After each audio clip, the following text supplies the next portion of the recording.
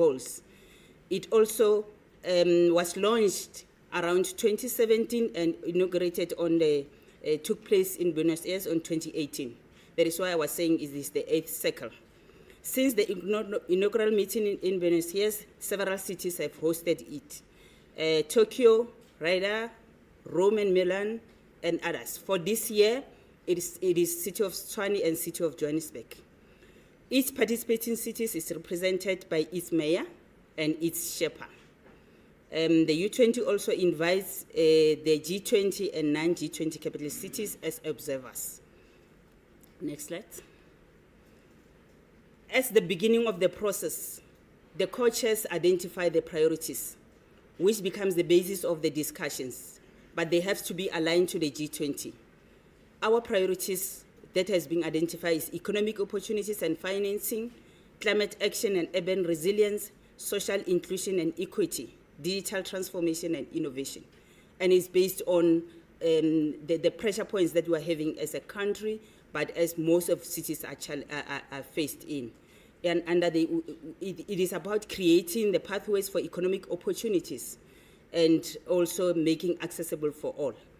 And the G20 priorities, they are as indicated there. Next slide. The U20 cycle is standard in most of in all of the years. But for the 2025 U20 cycle, we got handed over on the 17th November. We started our chairmanship from the 1st of December 2024.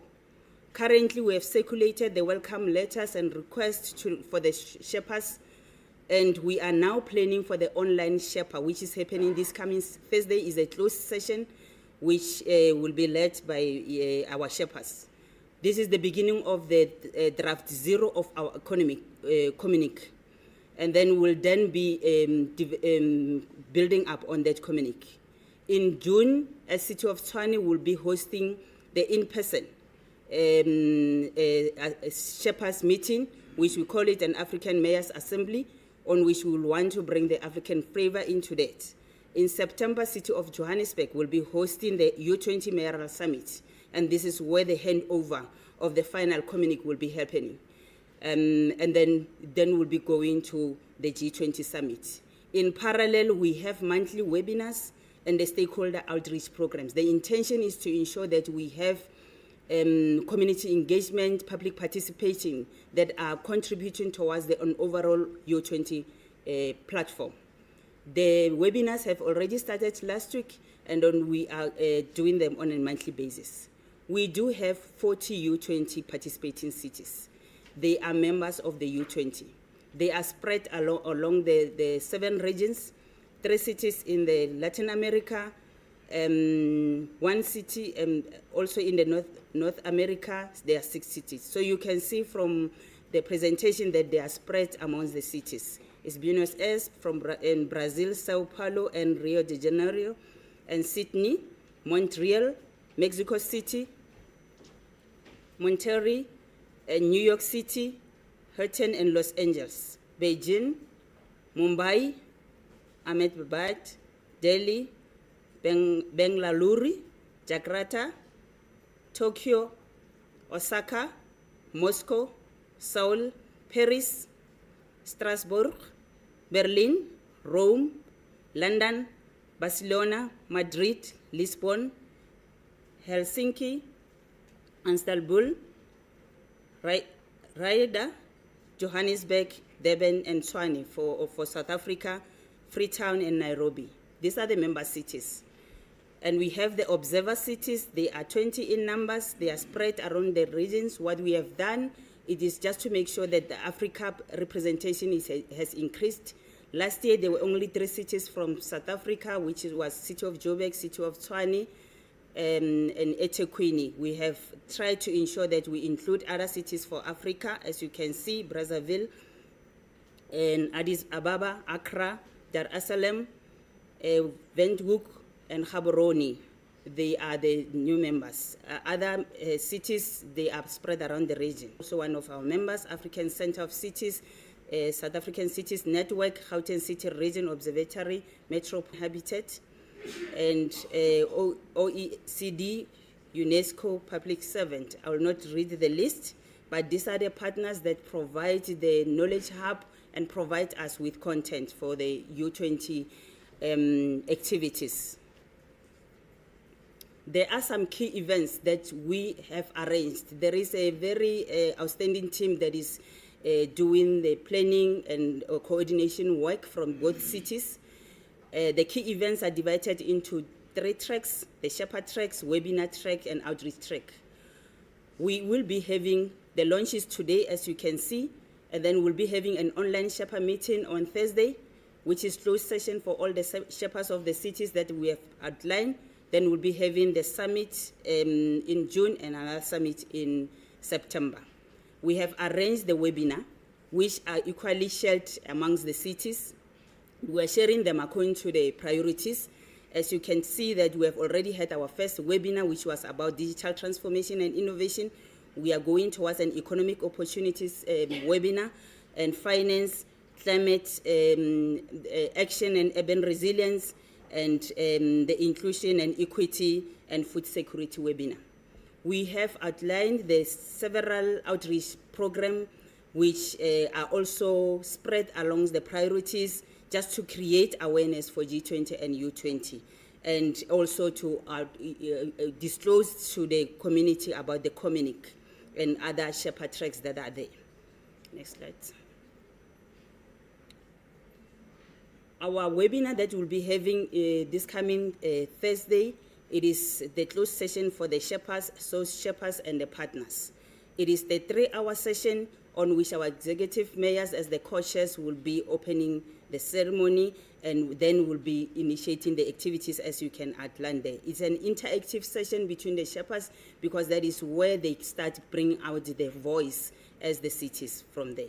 Then it is about initiating the Communic. For the June session, we have the summary of the planned program. We have the plenary program, which is going to be the closed sessions, and then we anticipate to have the partner track, which is the parallel sessions, on which we are opening it up for the partners, depending on what is offered or what is requested. What you are seeing in the program there, it is the parallel sessions that we'll be having. It is going to take 2 days. We are also having the bilateral track, on which our co-chairs will be having bilateral with the cities or the partners that will be coming during June or so. There are 5 bilaterals that will be happening by the conveners and the chairpersons. But in summary, the program is going to take 2 main days during around June, and then to initiate or strengthen the Communic as indicated. The same thing applies to September, which is going to take 3 days. It is going to be hosted by City of Johannesburg, and the planning is the same. We have the parallel tracks or the partners track. We also have the plenary track, which is it will be closed, open, closed, depending on how it's rolled out. We have different sessions, as you can see from the screen, but the intention is to outline the key U20 activities out there. We will also be having the bilateral meetings on which the co-chairs and the conveners will be having bilaterals with the partners. Next slide.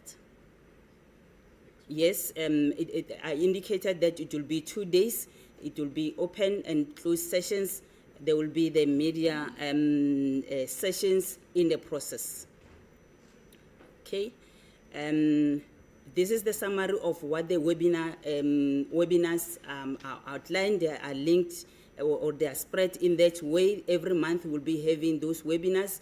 The intention is to have the webinars before the in-person meeting in June, just to make sure that we have the voices from the ground. Next slide. We take this event or this U20 summit to be having a legacy or impact for both cities. We believe that it's going to boost the economy of the cities. It's going to strengthen the global presence of those cities. We believe that also there will be international recognition. The foreign investments and diplomatic relations, they are going to be enhanced. Next. The urban infrastructure improvement and the smart cities concept or initiative is going to be initiated or strengthened. It will enhance the local innovation and technology in a way of showcasing the sustainability elements. The Tech and Innovation Hub is going to be emphasized during the discussion about the role of the smart cities and urbanization in the 21st century. Next slide. The social and cultural impact and the policy influence. That is the impact or the legacy that we think this event is going to bring to both cities or South Africa as a whole. I'm going to the next slide. I think, yes, it's a continuation of the benefits. It's about the tourism, legacy, and the environmental and sustainability initiatives that this event is bringing, the cleaner energy and the green spaces. Next slide. I'm going to hand over to my colleague to present the logo and the microsite. Thank you. Thank you very much, Program Director, Executive Mayor, special guest. It's an honor just to talk to the logo. Next slide, please. I think people think a logo is just a fancy picture, but a logo is very significant. It's about identity, it's about association. And this logo was just not pulled out of the air. We've started with the symbolism, and it's basically you need to look at the shapes, you need to look at the colors, you need to look at the imagery. A logo communicates without needing words. The colors also play a very crucial role, and the shapes also carry symbolic value. So I think, so we started off with a storyboard, or what we call a mood board. Next slide, please. But then if you start to look at the meaning of the logo as well, first of all, the icon. And in terms of this, the icon is the protea. The protea is the national flower. You will also see that the protea, the king protea, is the symbol of the G20 event as well. But all these events are interrelated, and therefore you will see that all the logos of all the engagement groups will have the protea design in some other way. But each one is unique and each one is different. So what is the meaning of the symbolism of the protea in terms from an Urban 20 point of view? First of all, resilience. You know, proteas, you can have fires, but a protea will survive. It will rise again, and you will see it therefore. So the symbolism of resilience, that's the same with cities. Cities are very resilient. Cities are at the forefront of things that's happening, things that's going wrong, and also with their stakeholders as well. So the concept of resilience is key to all cities. Beauty, the unique appearance and the exotic beauty. Diversity, which is extremely important, 40 cities, member cities, and 20 observer cities. You can imagine the type of debates on social equity and inclusion. There's not a single view that everybody agree with, but you will reach some form of sufficient consensus to decide what are the most critical things that cities want to convey to heads of state. So that communique is really going to be a document informed by a range of different debates from across the world. Courage. You need to have courage to convey your points and to stand for what you think is right and not to give in. And lastly, transformation. What's not working needs to be transformed. So firstly, this icon is very, very symbolic of the things that I've just discussed. Then also the colors. The colors are also equally significant. You will see it represents the colors of the flag and all the national symbols as well. But in short, it's primarily the diversity that it's representing. So it's not only the diversity in South Africa and in Africa, but also the diversity of everybody that will form part of this particular process.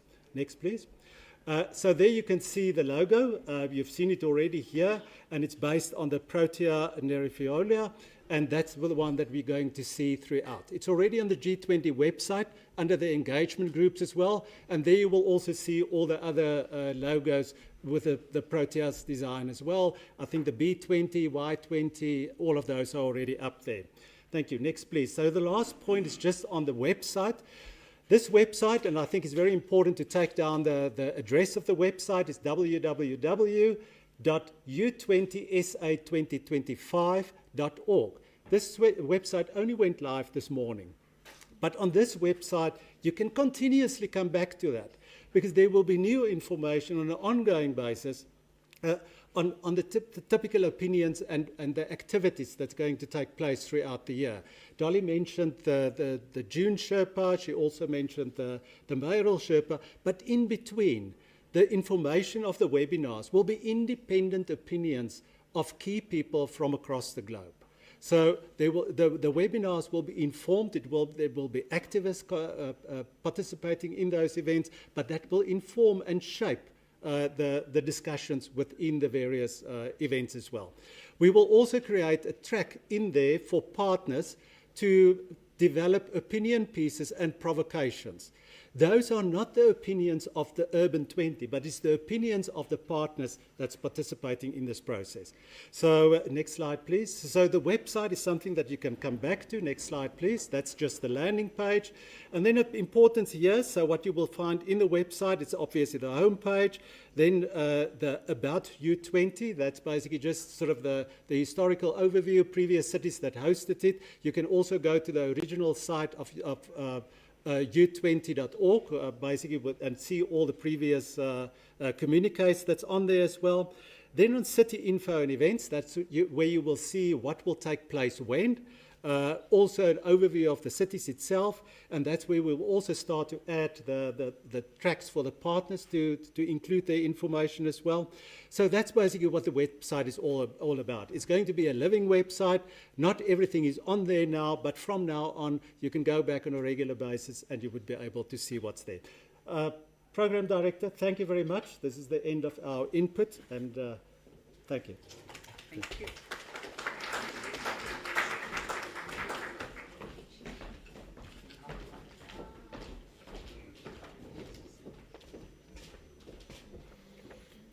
Okay, thank you very much, Jan and Dolly, for the presentation, for the revealing of the logo, the symbolism, and everything else that's going with what the U20 would stand for 2025. I know there was supposed to be a video. Is there no video, or is that fine?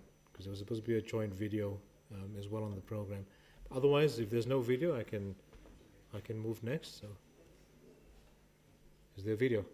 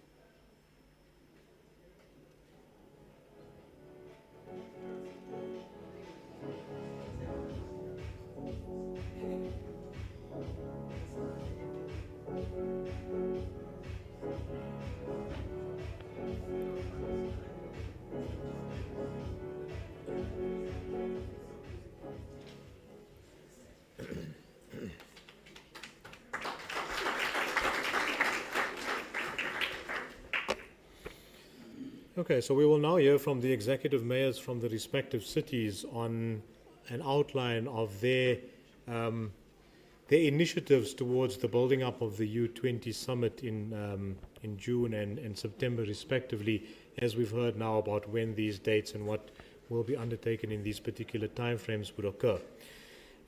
I'll start by introducing the executive mayors. The executive mayor of Tshwane, Dr. Nasipi Moya, is a seasoned political leader and governance expert with a deep commitment to institutional reform, public accountability, and urban transformation. Her excellency embodies a rare blend of academic prowess, strategic acumen, and an unwavering dedication to public service. With a PhD in political science from the University of Western Cape, Dr. Moya has carved an illustrious career, shaping the very foundations of governance frameworks, public policy, and performance management across the political and local government sphere as well. In addition to a PhD, Dr. Moya holds a Master of Philosophy specializing in public policy and administration, obtained at the University of Cape Town in 2011, and in 2007, Dr. Moya graduated with a Bachelor of Social Science, Politics, Public Policy and Administration as well from the UCT, from the University of Cape Town. Having served as a group head in the Office of the Chief Whip, a Chief of Staff in the Office of the Executive Mayor, and ascending to the pinnacle of leadership in Tshwane as Executive Mayor, Dr. Moya has redefined the art of governance. The Executive Mayor's tenure, marked by a steadfast commitment to institutional reform, fiscal discipline, and urban transformation, has solidified her reputation as a trailblazer in municipal administration. Under her visionary leadership, Tshwane has emerged as a beacon of progress and innovation. As Tshwane co-hosts the 8th U20 Summit in 2025, Dr. Moya's influence will extend far beyond South Africa's borders, positioning the capital city as a global leader in sustainable development, smart city innovation, and inclusive urban policy. Join me in welcoming the Executive Mayor of Tshwane, Dr. Nasipi Moya. Mayor.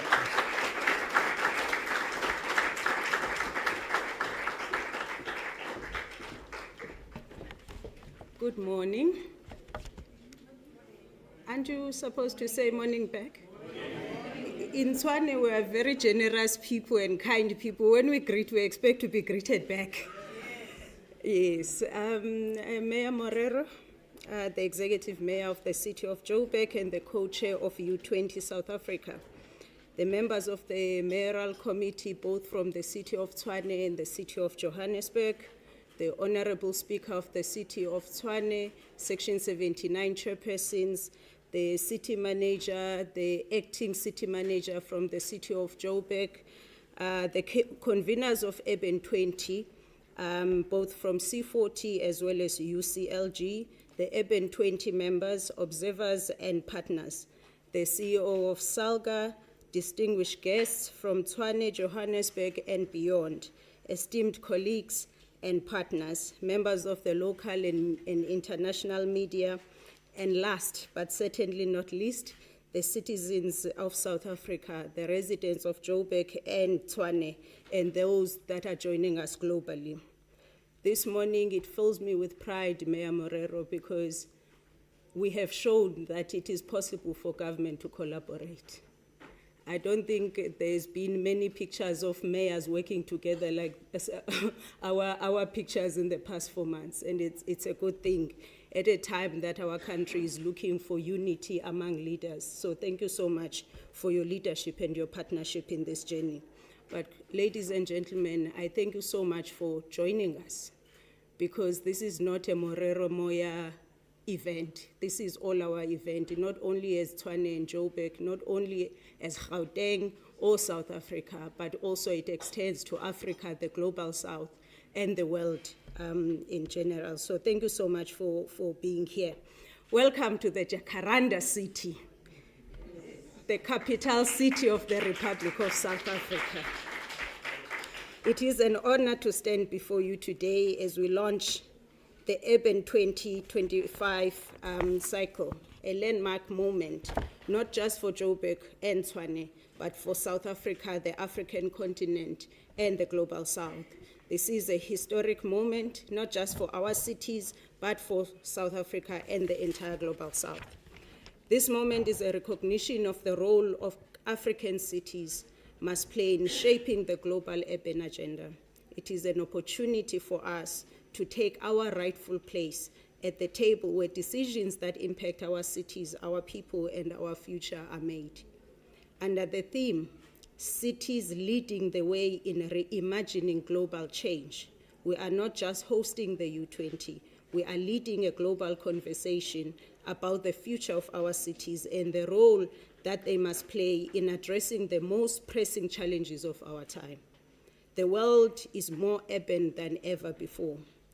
More than half of the population now lives in cities, and this number continues to rise. The future of humanity is an urban future, and it is here, in the streets, businesses, and communities of our cities, where the world's most pressing challenges will be resolved. Yet, many of our residents, the urban future they experience is one of struggle. Across Tshwane and Joburg, people face the daily realities of unemployment, poverty, and inequality. These challenges are not unique to us.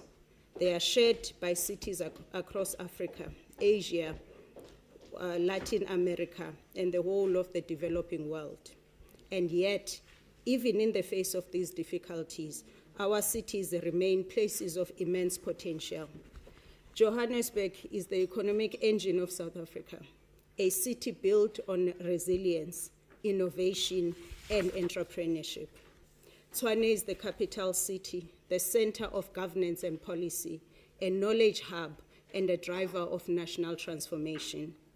As co-hosts of U20 2025, our mission is clear: to ensure that the voice of African cities is heard on the world stage and that the priorities of the Global South are brought into the G20 agenda.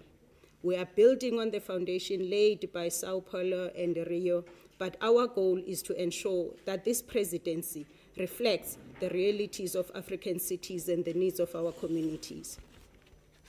Our key priorities of this U20 cycle include economic opportunities and financing, climate action and urban resilience, social inclusion and equity, and digital transformation and innovation. Each of these priorities is deeply relevant to our cities, but for me, the matter of social inclusion and equity is particularly close to my heart. U20 is a global initiative, but its success will not be measured in communiques and declarations alone. Its impact must be felt at a local level. This is not just about diplomatic meetings and international cooperation. It is about real economic opportunities, real investment, and real solutions for our people. It is about ensuring that the people of Tshwane and Johannesburg see themselves in this process and feel its benefit. Mayor Morero, I did say even in Brazil, I'm not looking to host a cliche of an event. I'm looking to host an event that will be impactful for the people of Tshwane. And I want to repeat this commitment, that as a co-chair of this U20 cycle, I am committed to making U20 relevant to our residents. How we will do that? Impact cannot be achieved without the involvement of the residents of our cities. Whether it is through our planning for infrastructure development, through our climate budget initiative, where whatever plan that we have for infrastructure thinks about the climate impact of the work that we do. Whether it is to support the initiative by the titans of industry in our city that have decided to launch a green foundation. Whether it is through the bicycle lanes transportation, bicycle transportation lanes in Mamelodi, or the Ari Jwaleng tree planting campaign, and where more than 15,000 trees have been planted to date.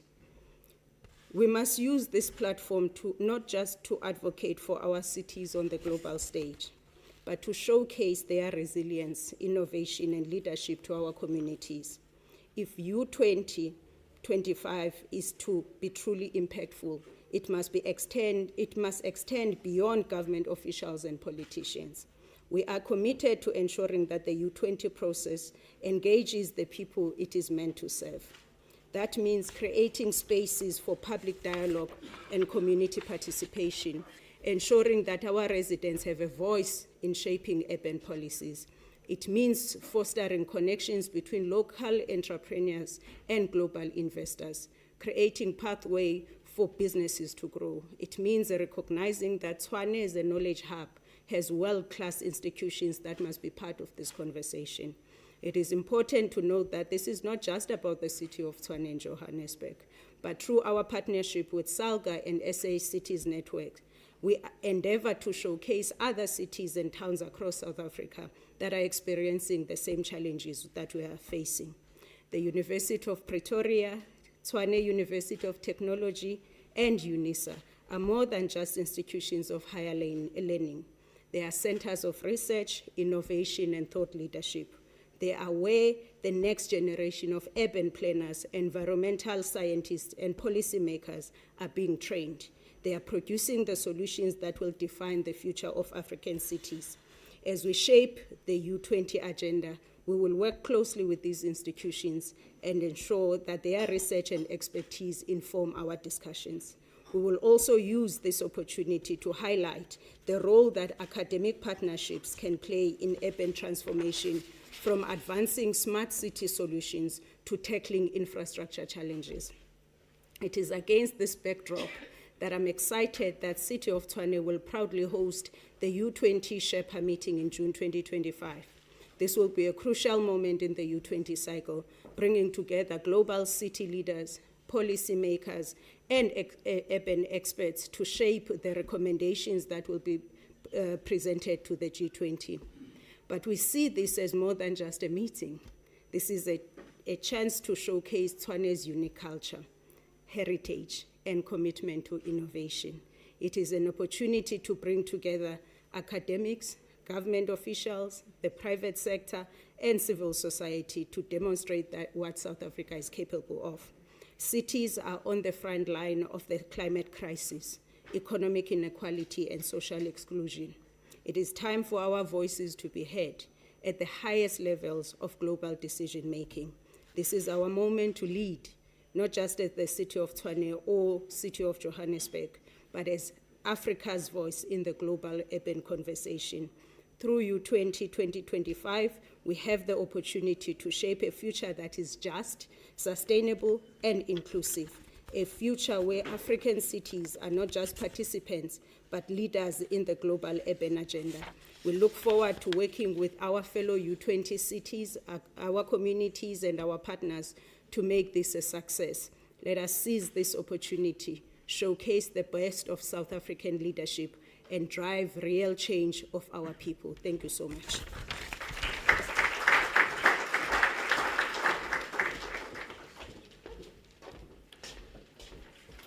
Thank you very much, Madam Mayor. That was the Mayor of Tshwane. Also emphasizing the legacy and sustainability of this event and how it will translate to future groundbreaking initiatives between cities working in partnership as well.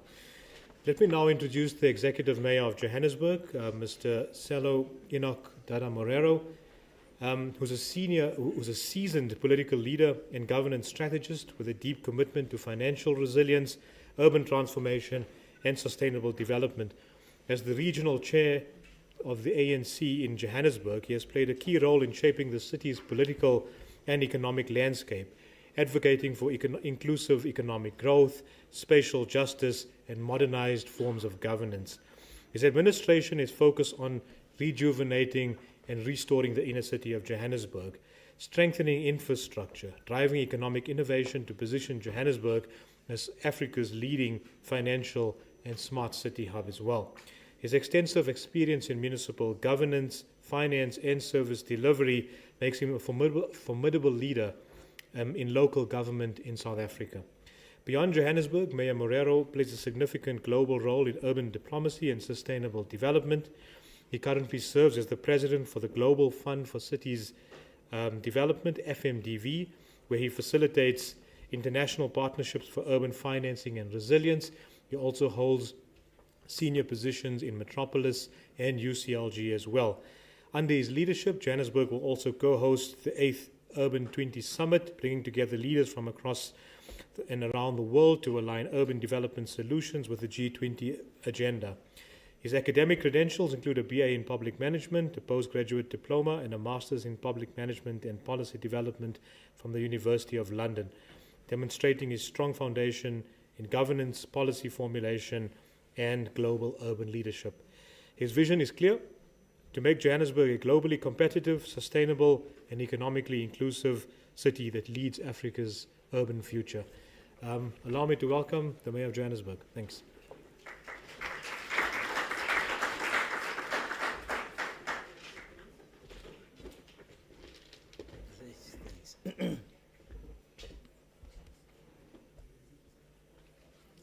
It must be adjusted. Okay. Good morning, ladies and gentlemen, honorable guests who are here, the Executive Mayor of Tshwane, Nasifi Moya,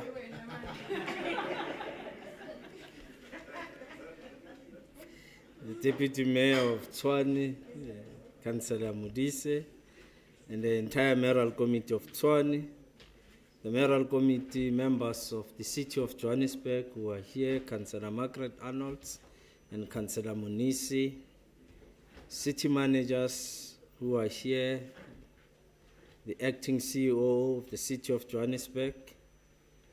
Let me also acknowledge the CEO of SALGA, and once again acknowledge the C40 and the Secretary of the UCLG, distinguished guests, ladies and gentlemen. At the heart of our Urban 20, we stand firm in our belief that cities are bridges where the world comes together.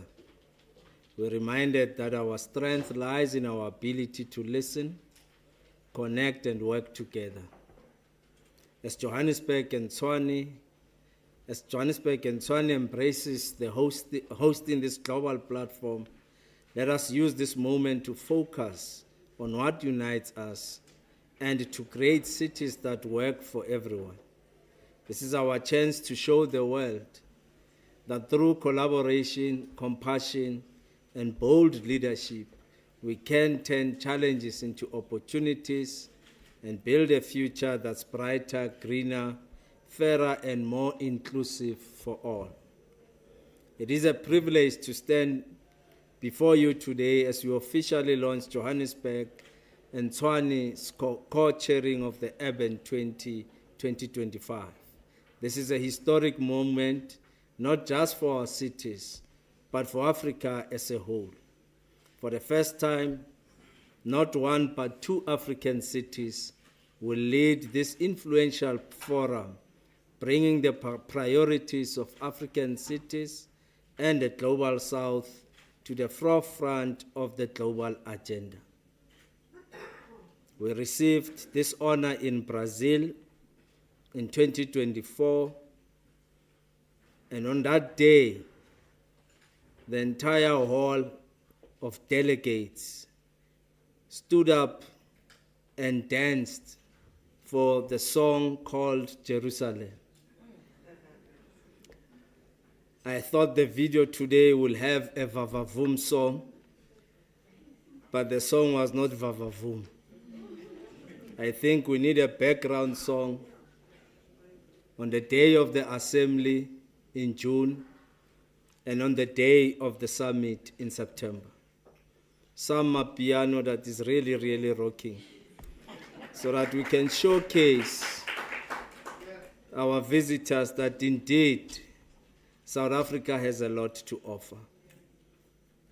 We take this baton from Rio and Sao Paulo, and we are ready to build on their work to ensure that cities remain key voices in the discussion shaping our shared future. U20 cities play a critical role in engaging with the G20, working alongside national governments to tackle today's complex challenges that require joint solutions across all spheres of government.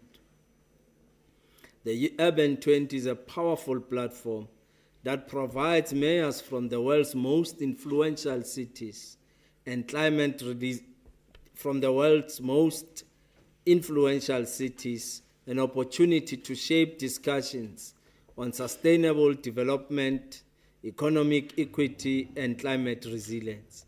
Today, the majority of the global population live in cities. Our cities drive growth, innovation, and culture, but they also bear the brunt of global crisis. As urban leaders, we must be at the forefront of creating new solutions. We know of Marabastad, we know of Hillbrow, which requires us to turn around our cities and make them better cities. Johannesburg is a city of resilience, innovation, and opportunity. But we are like cities around the world are navigating a complex reality. At this stage, let me paraphrase President Ramaphosa at the World Economic Forum, as he said, I quote, "As we confront the challenges of the 21st century, from climate change to pandemics, from poverty to terrorism, from migration to artificial intelligence, we do so in a time of rising geopolitical tensions, unilateralism, nationalism, and economic uncertainty.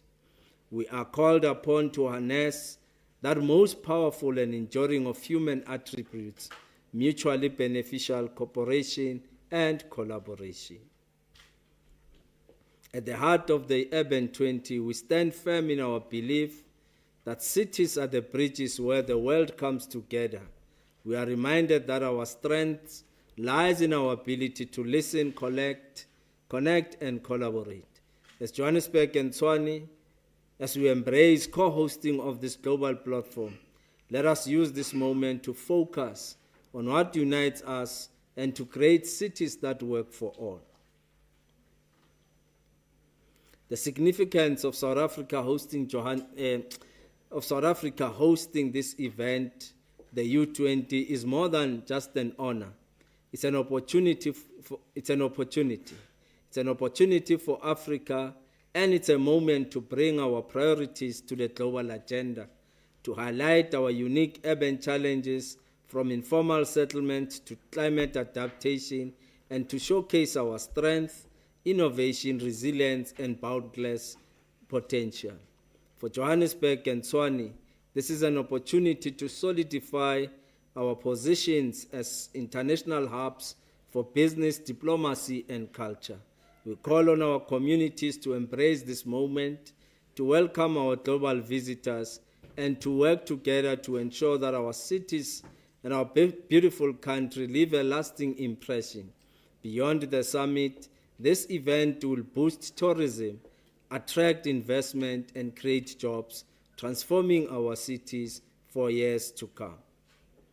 Our key priorities as co-chairs are the following in relation to G20: economic opportunities and financing, climate action and urban resilience, social inclusion and equity, digital transformation and innovation. So these are the key priorities that we have adopted to guide us through the 2025 U20. As co-chairs, we are committed to making the 2025 U20 more interactive, inclusive, and impactful than ever before by bringing in more voices through webinars, workshops, and extended partnerships and participation from more African cities. The U20 Mayor Summit in 2025 will be a defining moment, bringing together global urban leaders to adopt the Declaration of Collective Action. This year presents an incredible opportunity. Mayors have time to raise the profile of the U20 communique with their country Sherpa prior to the final G20 in November. A call to action: the significance of co-chairing this event, this year's U20, cannot be understated. Let us seize this moment. Let us come together as government, business, civil society, and communities to showcase that our cities, Johannesburg and Tshwane, on a national level and global stage. Together we can turn this opportunity into lasting progress and build a legacy of resilience, sustainability, and prosperity for generations to come. To the city of Tshwane, be alive to the fact that your mayor has been given a new name. So the delegates that will be ascending to Johannesburg may struggle with pronouncing Nasipi and will possibly call her Nasif. Thank you, ladies and gentlemen.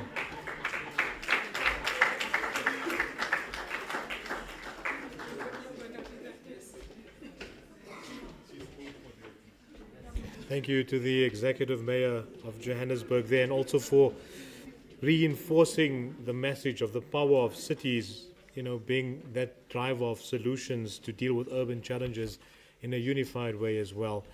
I'd like to call upon the media spokespersons or the mayoral spokespersons to host a Q&A now with the media. So the respective Tshwane and Johannesburg media spokespersons will now take over for the next couple of minutes, and they will then host the Q&A. I'm not sure who's going first. Are you going first?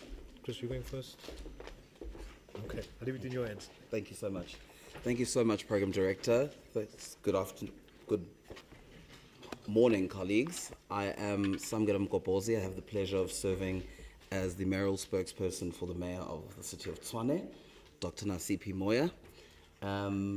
As you know, most of you colleagues have worked with you before. You may feel free to raise your hand. I will identify you, and you will raise your question and direct it, obviously, to whom you're directing the question and which media house you represent, so we can ensure that all your questions are answered. What I'll do is I'll take a round of 3 questions, and then we'll go back and circle back if there are any more outstanding questions for the Executive Mayor that need to be answered. With that said, there we go there. Any other questions? EWN here, a newsroom there, and I'll come back and start with you in the next round, Pule. Thank you so much. This is just for Mayor Speaker, please. Our leaders would like to know, my name is Elise Kaufman from the Tory Record newspaper. We're in the taxi group. Mayor, I'd just like to know the budget that the money is going to come from.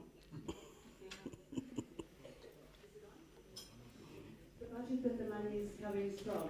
Would that be last year's budget? Was it 2025-26 budget? How much have you budgeted for the summits? And what would this money be spent on? Is it plane tickets? Is it accommodation? And then just my second question, I like your focus on the tourism. So the role players that you will be including for the tourism angle, can you just explain a little bit about that as well? Thank you so much. Thank you, Elise, for that question.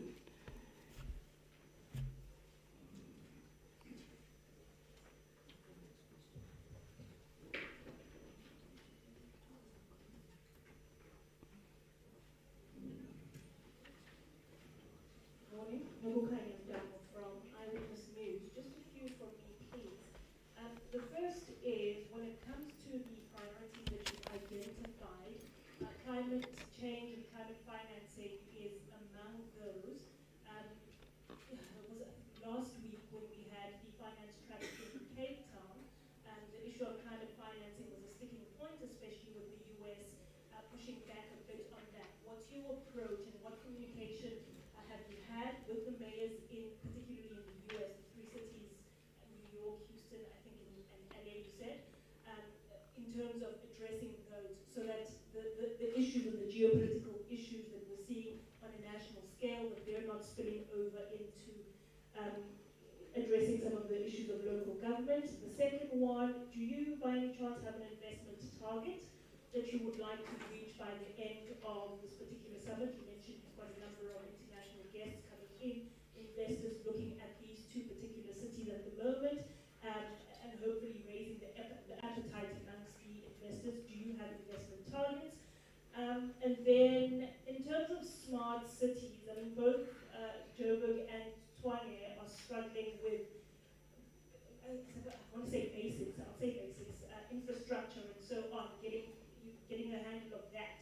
How do you imagine that creating smart cities in both Gauteng and Joburg and Gauteng overall is not a pipe dream when you haven't quite gotten a handle on that?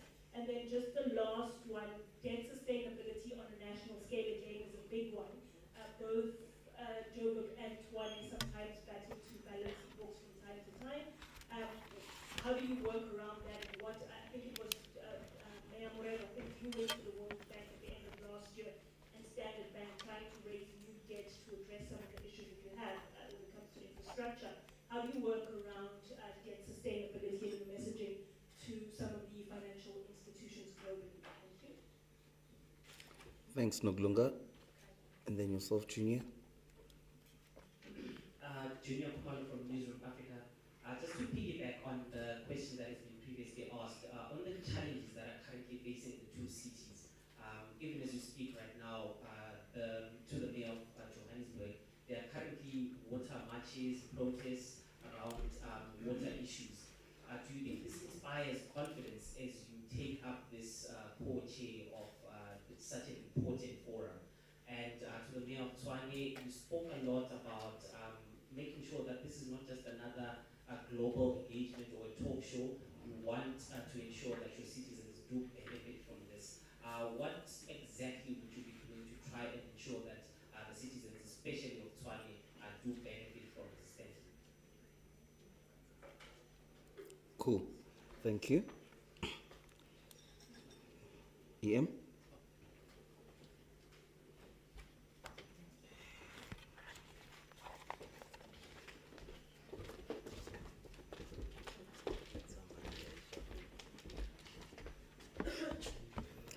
Let me attempt to respond to some of the question in this manner.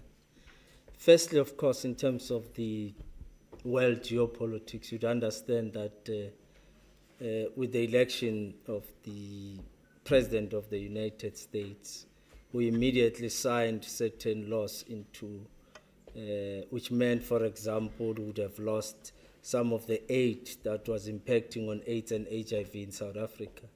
And we are aware now that most of our institutions are beginning to feel the brunt, with some of the NGOs that were focused on AIDS and HIV are now closing down. You are aware that the Global South is beginning to redefine its position in the world politics. And we have seen the shift over time, with the BRICS and all others that have joined the Global South to define a new agenda and moving the world from a unipolar world to a multipolar world. So in essence, part of what the G20 or the U20 has to commit to and pronounce on is how to ensure that cities that are in underdeveloped and third world countries are going to grow and define ourselves within the Global South agenda. Now, if you look at the American politics as it stands now, cities in the United States that we have spoken to are actually led by the Democrats, which presents another interesting angle in the American politics, because all the mayors currently in those cities that we spoke to are mayors from the Democratic Party, from the Democrats, not Democratic Party, the Democrats. And certainly they have now defined a different agenda and are part of the UCLG. They've always believed that they have to participate in global politics to ensure that they can contribute towards building a better world. So we'll see with the new changes that are to happen in the United States, what impact it will have. You know, already in South Africa, we're battling a threat in terms of AGOA. How is it going to go? Is the Americans not going to increase the tariffs or rather decide to get out of some of the agreements that we entered into? We know the implication of AGOA in South Africa would mean losing just around 60,000 jobs. So we are hoping the president and of course his cabinet has been constantly in discussions with the United States so that we can arrest some of those issues. There are challenges in terms of infrastructure indeed, especially in our cities. And in this case, I would respond about Johannesburg in particular, where we are faced with road infrastructure challenges which require us to be able to raise enough capital to attend to those. You know that from time to time for us to support our budgets, our budget is funded from three main sources. One being our own money, which constitute about 70% of what we must raise from the surpluses of water and electricity and rates and taxes. The other percentage will be from borrowing, and the remainder is grants. And yes, our revenue has been shrinking over the years because the model of local government was established on the assumptions that the surpluses of water and electricity will finance municipalities to a large extent. But with people now moving to alternative energy sources and water sources by doing boreholes and so on, we have seen that, of course, our revenues are shrinking, which requires us to rethink and reposition financing of municipalities. SALGA is at the forefront of engaging with national government on reviewing the financing of municipalities. But indeed, we are doing our level best. We have prioritized certain routes within Johannesburg, which are G20 routes, to ensure that at least we can make them to be at the standard at which they should be. No potholes, no crisis or traffic signals that are not working. So we are focusing on that. But we are generally focusing on the infrastructure issue, including the water infrastructure. You'd know the reason why in the last month we didn't have water. We fixed the problem, which was an electricity pump at Ekenhof station. Now, Ekenhof is one of the biggest stations in Gauteng. It supplies water right up to Rustenburg, and the entire 60% of Johannesburg relies on Ekenhof substation for them to have water right up to Madibeng. So yes, there was a challenge, but where we are now, we've got water supply throughout Johannesburg. No much challenges, and all the residents are receiving water. But we continue to call on residents, in fact, even the residents of Tshwane, or the entire residents of Gauteng, that they must use water sparingly. It's a resource we don't have. In fact, our consumption in Gauteng has went even beyond what Rand Water is able to apportion, both the city of Tshwane, Ekurhuleni, and Johannesburg. So we need to find ways of getting our residents to consume and use water sparingly. So those are some of the challenges that I thought I should respond to. Will it inspire confidence? It depends on how we present our cities, and we've been able to present our cities as cities that are resilient, cities that are able to confront the challenges that they are faced with. And you can see, as and when we confront our challenges, you can see that there are resolutions of those problems. You are aware that even now Johannesburg is focused on the revitalization of the inner city, or the CBD of Johannesburg, and there's been work in the last 2 weeks focusing there to ensure bylaw enforcement, cleaning of the inner city, dealing with hijacked buildings, and all sorts of things that are happening in Hillbrow, Berea, Uval, and of course the CBD. So there's work that we are doing in the inner city. I think I've covered, you'll deal with the other section of the questions.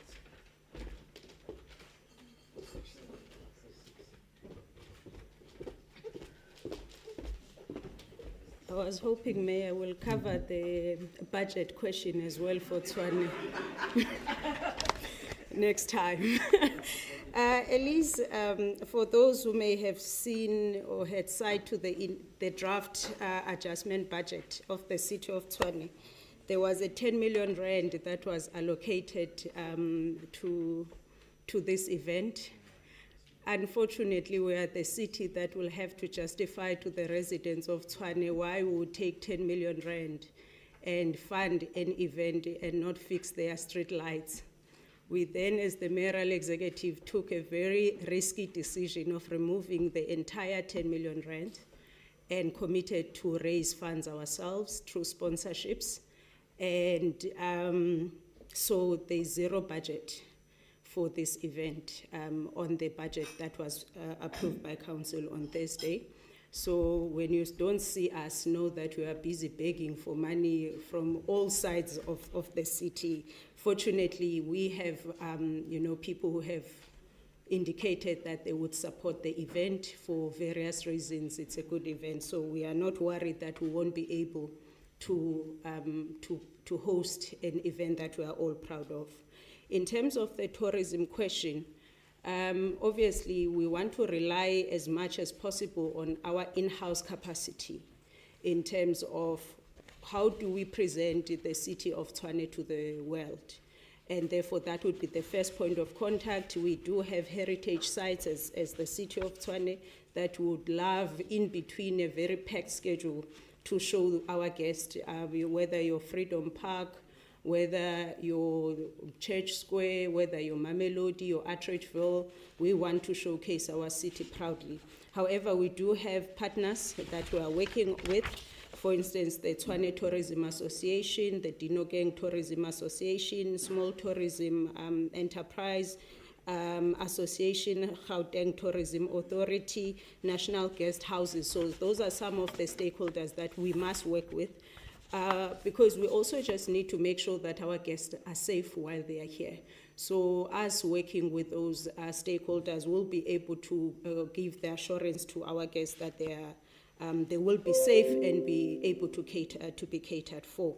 I think on the side of Nokukanya, the conversation we are having with climate finance and it being a priority here, it's a continuation of the discussion of the 8 years that the U20 has been there. The sticking point, as you are saying, is the issue of financing. We talk about the realities of climate change and the impact that it's, in Tshwane as we speak, there are displaced families because of the floods, and that's one of the ways that in Tshwane we've felt the impact of climate change. We know what needs to be done. We need to have infrastructure that responds to floods, for instance, that our roads must have appropriate and proper stormwater drainage, which there was a time in the country that the legislation did not require that when you design a road, you must have a stormwater drainage. As a result, now we are caught up in that space. So when we then talk about the solutions to that, we then say, well, as cities across the world, we just don't have the financial muscle to respond to climate change, because the response to climate change is going to require extraordinary thinking and planning. And so that's one part. But the second part is that with our legislation in South Africa, where even a triple P doesn't take less than 2 years, how do you then welcome global financing? How will we make sure that we don't frustrate the investors that we want to come to our cities? And so that's why the conversation with SALGA is very important, because there are reforms that we're advocating for. Say, is MFMA assisting us as cities to raise our funds? When funds come here, who is our guarantor? Is it National Treasury? Is it the Reserve Bank? So in terms of that, just the financing, it's for us, the backlog of infrastructure across the world is in the trillions, US dollars. And we then say in South Africa and in Tshwane specifically, we've got 65 billion backlog. We know that City of Tshwane won't be able to raise 65 billion rand in a period of 10 years. Question is, how do we get the assistance, but also what do we need to enable that assistance through investment? In terms of quantification of the investment, no, we have not quantified to say out of this, it's part of the work that we must do. What we know is we have packaged the projects that we want it to be financed. So you can say the quantification of investment is 65 billion, but we have prioritized and say out of this U20 engagement and in between discussions, if we can just fix our water infrastructure, our electricity infrastructure, our roads infrastructure, and just turn our cities to be a livable city, that would have gone a long way. Obviously, there are sub-projects there, whether it's the inner city rejuvenation project that is similar to what Joburg is doing, or we're looking at the over 500 informal settlements to say, how do we make those spaces a livable place to be? For instance, what we, and I'm going to touch to Junior's question in terms of how will we make sure that this is felt by citizens. And you are correct, Kanye, when you say we're struggling with basics.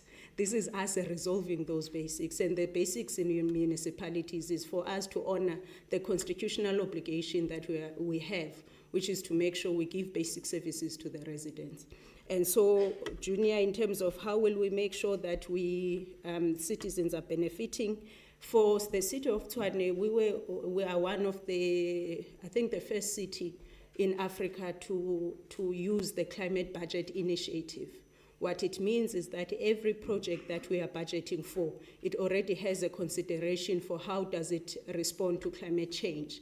Whether it's a reservoir, whether it's a substation, that's the question that the department must answer. So even without, at the beginning, we're already thinking of such. Then those projects will go to the IDP. Obviously, the residents then will have their say in terms of the IDP. The other thing which is quite important, especially to me, and I've been preaching this to the colleagues, there's a lot of projects that are being implemented across the city that are meant to showcase our response to climate change. We do have a climate action plan like many cities.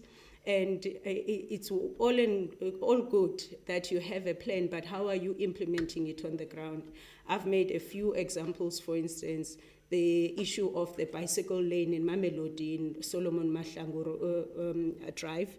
We've got a project in one of our municipal buildings where we're using solar to showcase how we can move to green energy.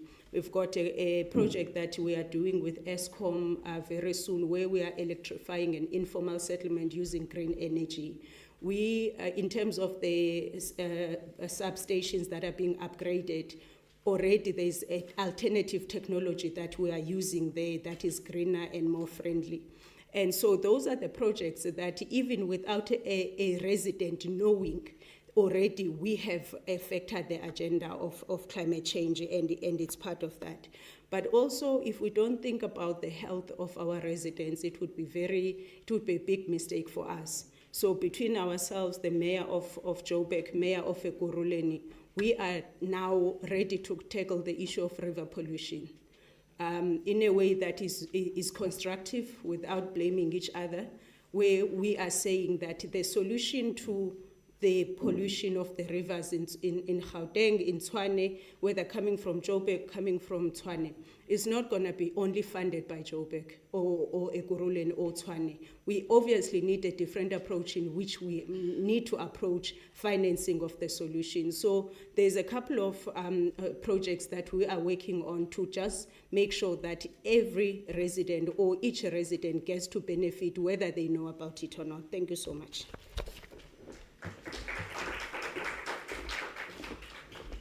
Thank you very much, Executive Mayors. Good morning. Let me rise on the established protocols. My name is Chris Vondo. I'm the spokesperson of the Executive Mayor in the City of Johannesburg. Thank you for your hospitality, Madam Mayor, and the hospitality of GCIS. It's a home ground advantage.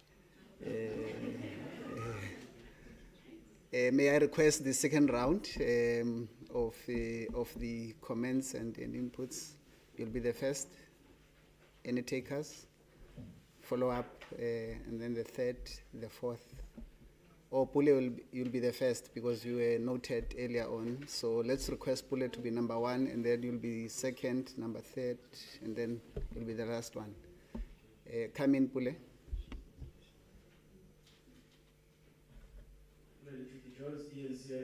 Just one question, or rather two. The impacts of climate change are likely to affect livelihoods, food and water security, and ultimately increase the cost of living for South Africans. Do both cities, City of Tshwane and City of Johannesburg, see this program as a driver and urgent need to address these issues given the challenges I've just mentioned here? Is it an urgent program to address these particular issues? That's number one. And number two, what will be the demands that will be taken to the G20 summit leaders from here? Resolutions. What will be some of the most important resolutions that will be adopted and essentially taken to the summit? Thank you. Thank you, Pule. Good afternoon. Innocent from SNBC Channel Africa. Thank you so much for the opportunity. Mine is maybe for clarity. And we do know that economic recovery remains a challenge in the continent. And what sort of commitments do you hope to secure from your international partners during this process? And number two, during the finance track, we were told that Egypt and Nigeria are now the permanent attendees of the G20. Are you able to perhaps outline some of the African cities that will be part of this process in June? Thank you. Number three.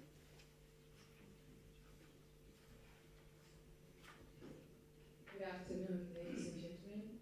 This is Faye from Swahili Media House. I think my first question has already been answered with the previous colleague, because I wanted to know how many African cities that have been invited and confirmed to be part of this process. And I also wanted to know what are the channels for private sector to get involved during this event, because when we touch on the tourism, the fact that our guests are here in South Africa, I think it's just 1 hour flight to Victoria Falls, or 3 hours to Kilimanjaro and Serengeti. So are there possibility for partnership and collaborations for tourism practitioners in South Africa to this other African city? And when it comes to culture and heritage, the inclusivity of social groups in the process of the G20, are we going to have only South African culture and heritage related activities involved, or the rest of the continent is invited? And if they are, how can they get in touch to those invitations? Thank you.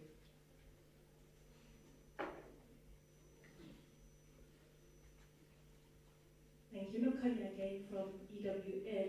Mayor Morero, President Cyril Ramaphosa was in the inner city during the weekend. I can't remember if it was Saturday or Sunday, but he did somewhat of a surprise visit with JMPD on some of the regular inspections that they do of the inner city. Are you able to take us into confidence in terms of what his assessment was to you. I imagine he's spoken to you about what it is that he found in the inner city, publicly documented what he would have found. But what is it that he then said to you once he was done with that inspection and that surprise visit? What were the conversations between you and the president post his visit to the inner city? Thank you. Thank you very much for the questions. May I request the leadership to respond? This should be the last round. For all other engagements, we can do the one-on-ones after that, and Program Director. Thank you.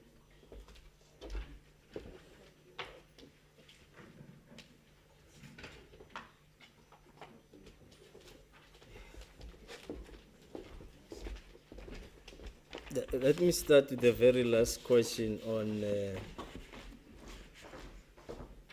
President Cyril Ramaphosa's visit to Johannesburg. It was Saturday evening, and it was indeed a surprise visit because I was not informed, which I appreciated. And the President is coming to Johannesburg on the 6th and the 7th. And the coming of the President is to say, where is Johannesburg now? Where do we want to take Johannesburg? Understanding that Johannesburg is an economic hub, and it cannot just be left alone to survive on its own without the interests of central government, to position Johannesburg and grow the economy, because Johannesburg remains the most important city, because we contribute just over 16% into the national GDP. So I guess the president thought before he comes on Thursday, he'd probably like to go and see. And I suspect some people are probably whispering that there's something that has been happening in the inner city since the 18th of February. So I suspect he then said, let me go and see before I engage these guys so that they don't give me reports that are not factual. And I think he was demonstrating leadership by doing so. Probably if he had told me, then we would try Ropata Mahlazo. So I guess it was important that he do that, and we appreciated it. So, but at the center, Nogukanya, it's Johannesburg is an economic hub. All of us relies on the success of Johannesburg. So it's an important city, the same way that the capital is an important city. In fact, Gauteng as a province is an important province in the country because of its economic nature.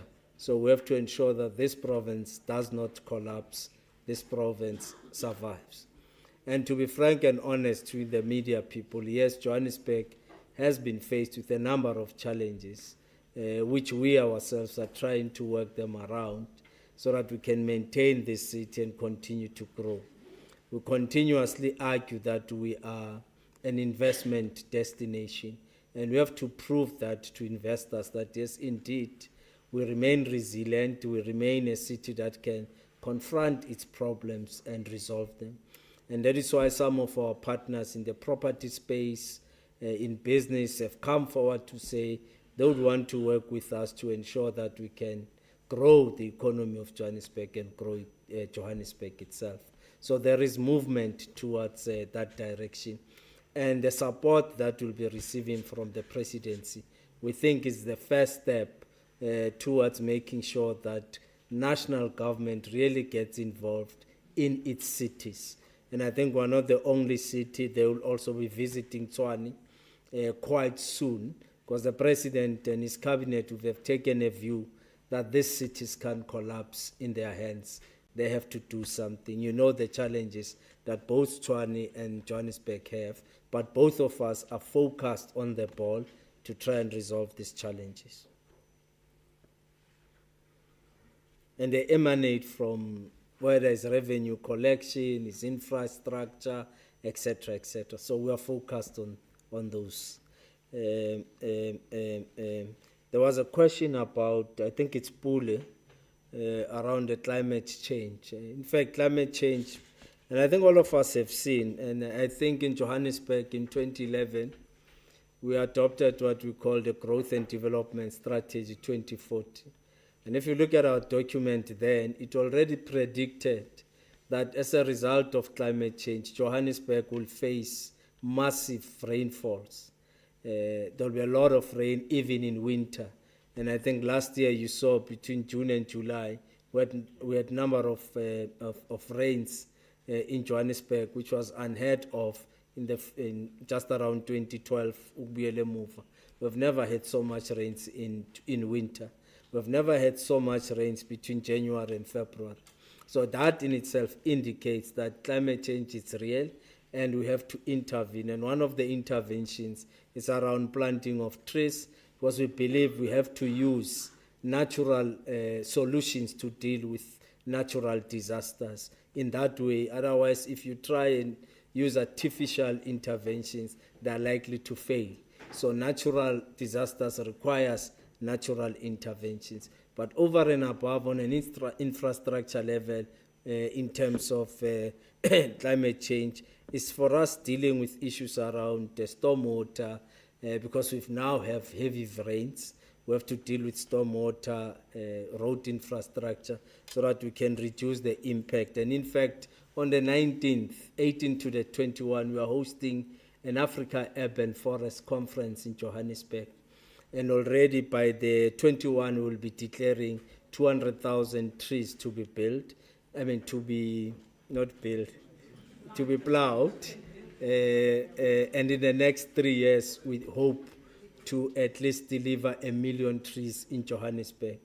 We also have partners in the climate change donor funders, C40 and all other donors, the World Resource Institute. We have also partnered with Johannesburg to try and correct the crisis at Joskei River. You know, every year, as and when there's floods, we have problems. So we have put systems to resolve the Joskei issue, Pule, in terms of climate change. It will affect, of course, a number of issues, and hence we are saying we need to start using water sparingly, because it's likely that we can also get the drought that we never expected. So that's why we're saying use the water sparingly, because our rivers, our dams, are such that we fill them to an extent at which, at least even if there's a drought, we'll still have 3 years at least of clean water to supply for drinking. And that is why the emphasis will always be let's consume our water and consume them sparingly. I think Pulo answered. There's an urgent need to address the climate change. We'll be putting to the G20, municipalities are concerned about the climate change. We'll put it on the agenda because we think central governments have a responsibility throughout the world to fund climate change. We'll be putting to the agenda financing of municipalities, because that area in itself remains problematic, not only in South Africa, but world over. So those two agendas will be put strongly at the G20 agenda for them to consider. So from the U20, we will then take those resolutions into the G20 summit in November. The countries participating here is the city of Addis Ababa in Ethiopia. I think the question comes from, is it Innocent? No. Innocent, yeah. It comes from Ethiopia, Addis Ababa, the city of Accra in Ghana, Dar es Salaam in Tanzania, Freetown of Sierra Leone, Rwanda, Kigali, and Windhoek in Namibia, and Congo, Brazzaville in the Congo. So those are the cities that will form part of the conversation from the African continent, and the rest will be coming from other countries in the world. With the United States, at least about 5 cities are part of the C40 and UCLG, so there will also be participants in the conference. And I think there's another 3 or so in China who are part of the U20. So those are the cities that will participate. But what UCLG presents, it says that the hosts are given an opportunity to nominate a city that they would like to invite to form part of the conference. I think we're giving up to 3, if I'm not wrong.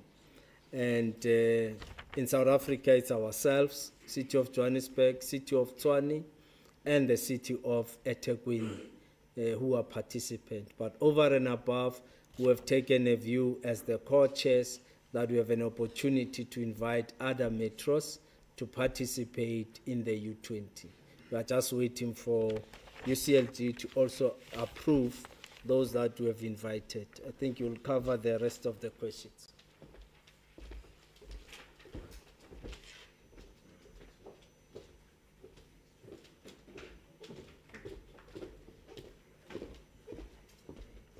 Yeah, Nokukanya, MMC Arnold was starting to brag. Yeah, President doesn't come to your city. I'm happy to hear he's coming. You were bragging, ma'am. I saw it. You were bragging. I think just the first thing which will touch Pule on Pule and Innocent's question. I think first of all, for us, we see this as a unique opportunity to have legacy for our cities first.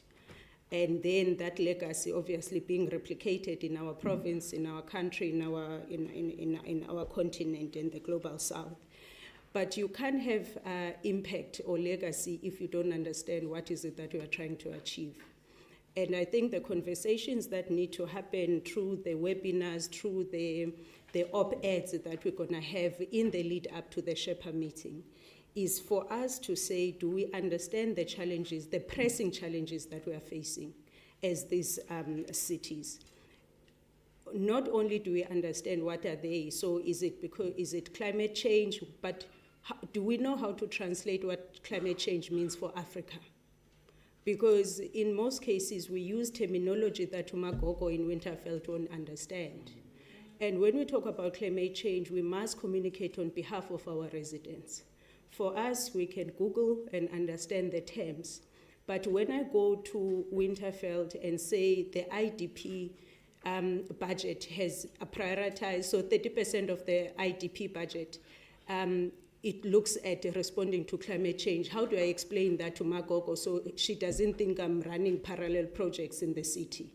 And I think that's quite important for us. And of course, Apule, there is agencies, as Mayor Morero is saying. But in terms of the response to then those pressing challenges, I think it's on us to make sure of the quality and diversity of stakeholders that we bring into the conversation. If, for instance, in Tshwane, we're going to have this conversation without the automotive hub or the automotive sector, we would have left a very important stakeholder. If we're having this discussion without the farmers in Tshwane, we would have committed the biggest sin, because those are the people that must start implementing the solutions at their level as well. For instance, when we talk about, say, for instance, the use of solar on buildings, Tshwane doesn't have the majority of buildings in the city. It's business that owns those buildings. Question is, how do we then inspire business to also be part of the solution? So I think it's quite important in terms of who we're going to include in this conversation, that we include and target the relevant people. In terms of the demands, I think Mayor Morero has covered me there. On the side of economic recovery, the presentation here, it did talk about obviously direct investment that we are anticipating. But in addition to investment that is coming, what is now clear, especially in Africa, is that we are not capitalizing on nature-based solutions. We want technology, we want all of these things, but in Africa, it's been proven over and over again that we've got nature-based solutions that, for instance, we would have undermined in the past, that you get rid of a tree so that you can have a fancy building. And we are paying for those decisions that were once taken. So then, for instance, in the city of Tshwane, when we're looking at responding to the water crisis, we've got our own sources of water. That is one of the nature-based solutions that we must start exploring. But in terms of the question that was asked about tourism, the inclusivity on our part, one, while we're saying Tshwane and Joburg, obviously we get a home ground advantage in terms of you are in my city for 3 days, I can only get you for 4 hours. How do I, showcase what we have here in the city of Tshwane? But we do have, obviously, the bilaterals.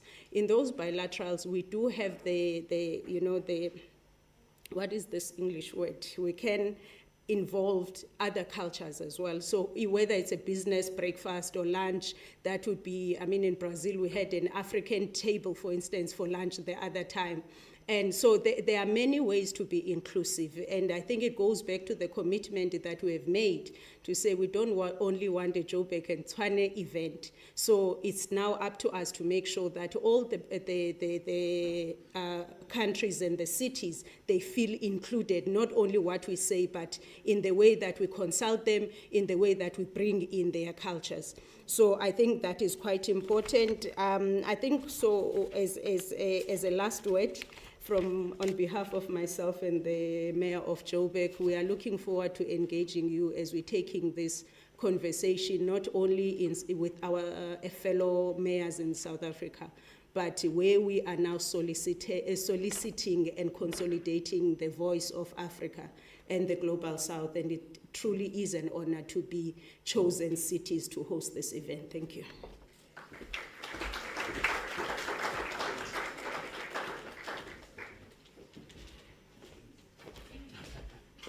Okay, thank you, Executive Mayors. Thank you, members of the media, for the questions and the responses that have followed. Just before I do the closing or the vote of thanks, if anyone would have received these lanyards, please make sure they don't throw them away. You can plant them, and if you harvest them in time, they could be ready by Tshwane's Sherpa Summit in June. So there's tomatoes, green beans, cabbage, chilies. Please ensure that we use them sustainably. It's part of the initiative of ensuring that what we sow, so shall we reap. And there we go. We've already started from this one as a sustainable initiative and dealing with issues around climate change, etc. So please, if you do have one, please keep it and utilize it in the ground. Thanks. Okay, so I'm just going to do the closing ceremony, the vote of thanks before we close today's proceedings. I'd like to introduce Mr. Sithole Mbanga. He's the Chief Executive Officer of SALGA. Mr. Mbanga was appointed as CEO in July 2023. He previously served as the CEO of the South African Cities Network. And the South African Cities Network, as we know, is a network of South African cities and partners that encourage the exchange of information, experience, and best practice on urban development and city management. So Mr. Mbanga has held various positions and managerial positions in both the private and public sectors. He's no stranger to the urban discourse in South Africa over the last 20-odd years. Let me rather hand over to him to do the final vote of thanks. Thanks, Sithole. Thank you very much, Zaid, and thank you very much, colleagues. Mine is green. I'm not sure what will come out of, but it's green. There's lots of green things that didn't come out of this color. On a much more formal note, I would like to stand on the protocol that has been established. I've been asked to do something which is quite simple and straightforward, which is a vote of thanks. Therefore, thank you very much to the two executive mayors, the mayor of Johannesburg and today's host mayor, the mayor of Tshwane, for hosting us today. But I think also it is important for us to thank you as the cities that have decided to take the baton and be responsible for this agenda on behalf of us as municipalities in South Africa. I would like to thank all members of mayoral committees from the two respective municipalities and those that perhaps are not members of mayoral committee that are here. the speakers of the councils of the two municipalities, all mayors from all African countries, some that might be here and some that might not be here, and I think importantly, all of society, members of civil society organizations that are here, as well, I think in particular, the two city managers of these cities. Johan, thanks very much for considering hosting us on behalf of local government as well as on behalf of both co-hosting cities. And I think in particular, I would like to extend our thanks to the GCIS. I would also like to extend our thanks to our international partner organizations, which is C40, which is co-hosting not only this event, but all the events that are related to U20 and all other work that we have worked with them multilaterally to ensure that local government has a space in all events and work that is done in the attempt to govern our countries, our wards, as well as our world. I also would like to thank UCLG, the United Cities and Local Governments, the Secretary General of UCLD. She spoke earlier, Emilia, on behalf of all municipalities of the world. They themselves will be co-hosting U20 on behalf of all municipalities in the world. I am here standing to thank the two municipalities in particular and everybody that is here on behalf of all 257 municipalities that make up the fraternity called local government. I am quite admiral of what I saw today, the love that I saw between the two mayors. It's a clear unity in diversity from a political point of view. I'm not going to say much about the score that came out of the weekend. Nonetheless, whoever won. We will continue being united in diversity. But thanks very much for the love that you continue to display. Colleagues, I also want to say one or two things as a word of thanks, and to say that there are questions that were coming from the floor, particularly from our colleagues in the media, about what the value of U20 is. In fact, the truth is that U20 is a very important platform, similar to any other platform that from time to time we get to be participating in. I just want to speak to three things. U20 is not just only about urban municipalities in South Africa. It is about both rural and urban municipalities. Of course, the host cities in this room are just doing it to host on behalf of all of these 257 municipalities. It's something that we must acknowledge. I'm saying this because 3 weeks ago, both mayors attended a meeting and forced themselves into an agenda of the National Executive of SALGA to say, we are here, we want to share with the National Executive Committee of SALGA what it is that we are going to be doing on behalf of yourselves in hosting U20. And I think I really want to thank you for having done that. It's quite important that you are also not displaying your determination to make sure that there's an agenda that's looking at the urban, but as well as at the urban aspect of the work that we do as municipalities. Secondly, what U20 does is that it helps us to rethink the financing of local government. It is true that over the period since local government was established in 1998 through the white paper process, local government has been supported by only about 9 to 9.5% of the budget of the country. So year on year, we have never, as local government, managed to attract a contribution from national fiscus that is more than 9.5%.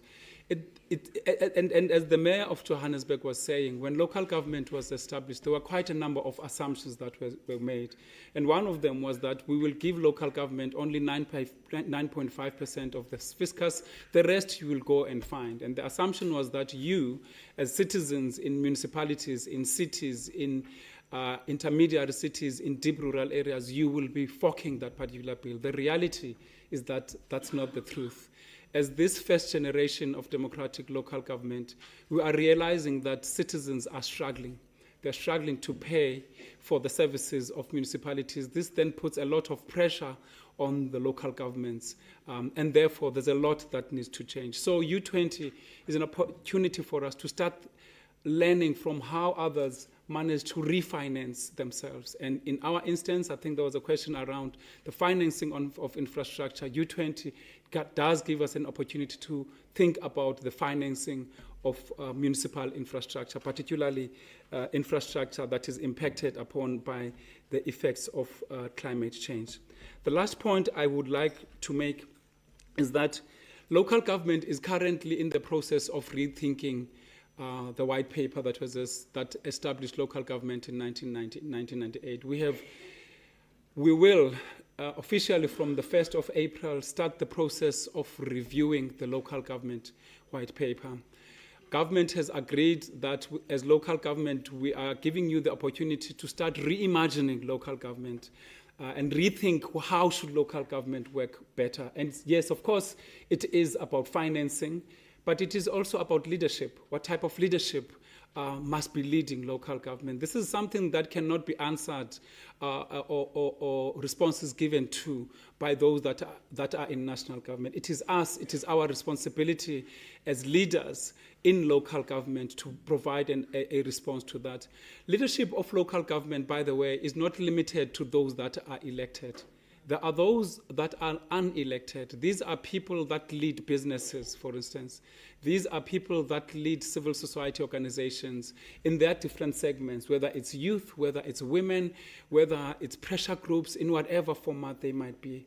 Our intention as all of us as local government, including the 2 municipalities and cities that are here, is to work with all of society to rethink and to reimagine local government. And we intend to exploit the opportunity that has been given to us by national government. Therefore, U20 is one way in which we are rethinking a local government.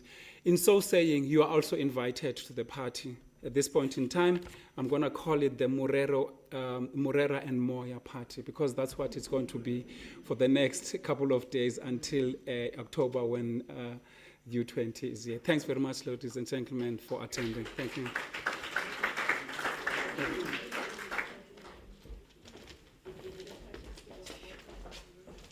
Okay, thank you, Sithole.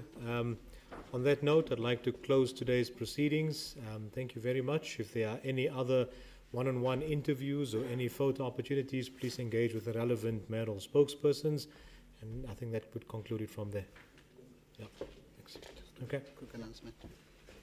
We'll request our executive mayors just to have a photo shoot as a handover between the 2 cities, shake hands, and then we don't have a deputy mayor in Johannesburg, executive mayor Nasip, so we'll request both of them